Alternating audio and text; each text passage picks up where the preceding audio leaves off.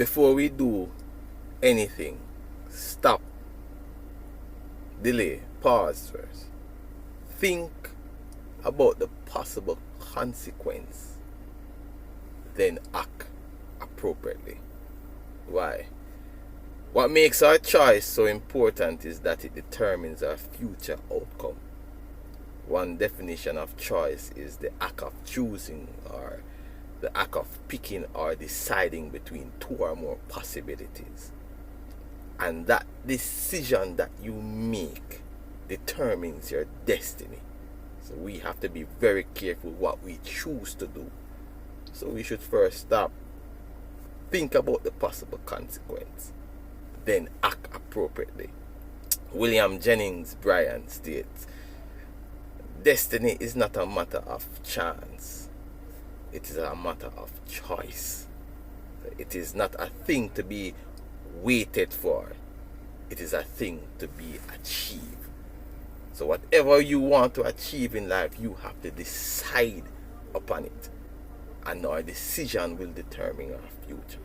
Let's look at this example. Romans chapter 9, from verse 19 to 21. It says, and Adam disobeyed God and caused many others to be sinners.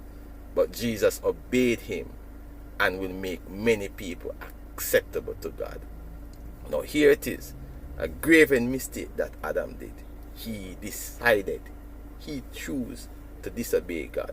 And because of that, both himself and his wife was cast out of the Garden of Eden. A beautiful relationship that they had with God was destroyed. Sin came in, death came in, corruption, strife, bitterness. All the unpleasant things came in because one man chose to disobey what God says. When we do things without even thinking about it, the consequence can be so grave. But here it is. It says, but Jesus obeyed him and will make many people acceptable to God.